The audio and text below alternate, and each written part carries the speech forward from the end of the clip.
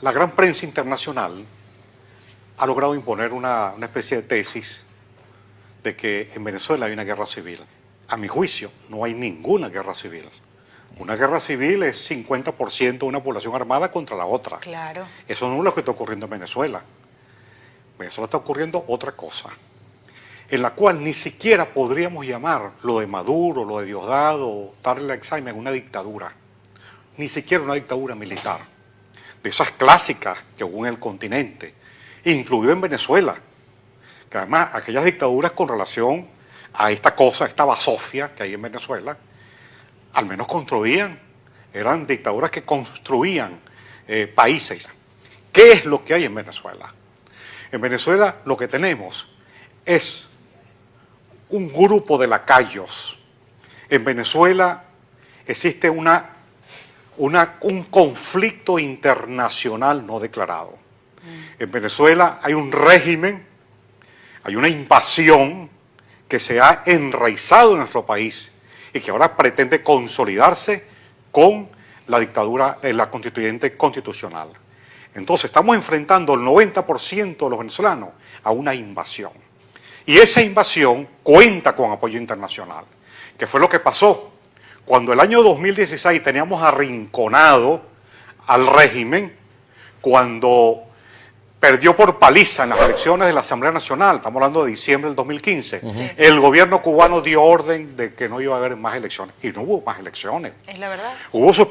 Suspendió todo tipo de elecciones, la de gobernadores, la de sindicatos, Sí, consejos comunales, universitarios, no hay elecciones. Entonces es muy curioso que están suspendidas todo tipo de elecciones en Venezuela y pretenden hacer una elección de segundo grado para una constituyente dictatorial, estilo la de Mussolini.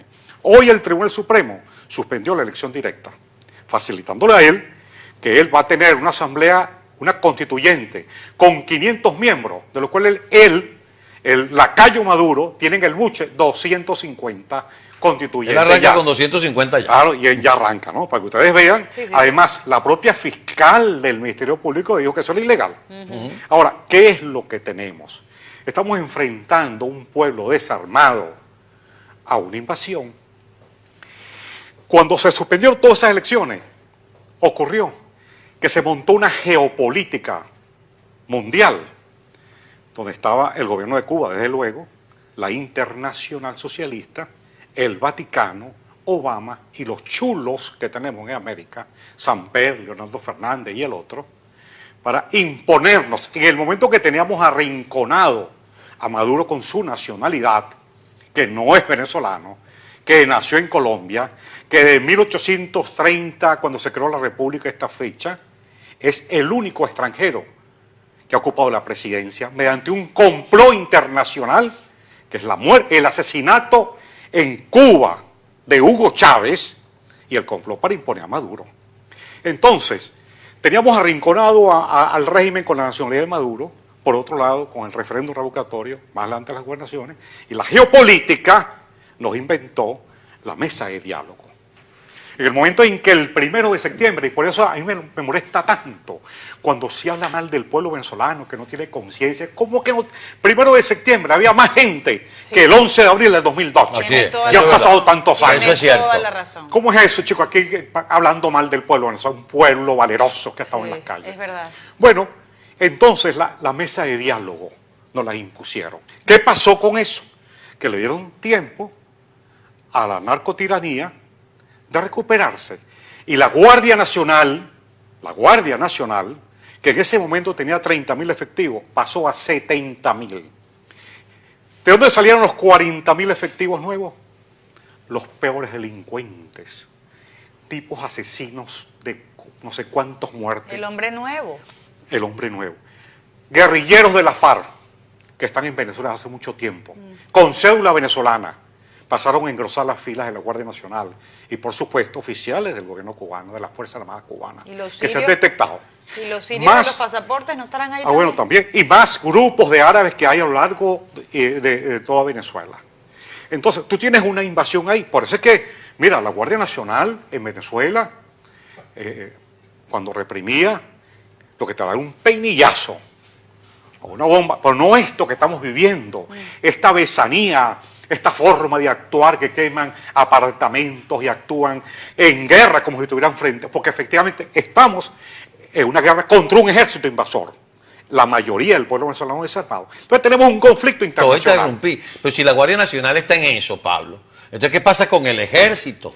Porque es que la Guardia Nacional, antes el ejército era de las 4 fuerzas, el mayor componente, con más efectivo, con más armas, con más cosas. Y la Guardia Nacional tenía 30.000 efectivos. Ahora es la Guardia Nacional la que tiene 70.000 efectivos, mayor poder de fuego, está en la calle y es una guardia, una fuerza invasora, porque hay de todo, hay guerrilleros de la FARC, hay cubanos. Hay delincuentes. Hay delincuentes. Y te pregunto, ¿y el ejército qué hace? ¿No se le enfrenta? No se le enfrenta porque hay una desproporción de fuerza. Pero ya va, el ejército lo dirige Padrino, y Padrino sale Pero todos la mayoría los del eventos ejército, a apoyar la a mayoría en el dictadura. ejército está en contra del régimen, la mayoría, pero no tiene capacidad de actuar. Por eso yo veo que la solución está en manos nuestras.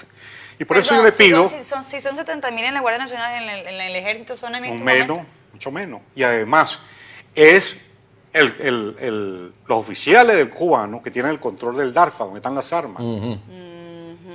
Y una vigilancia tremenda.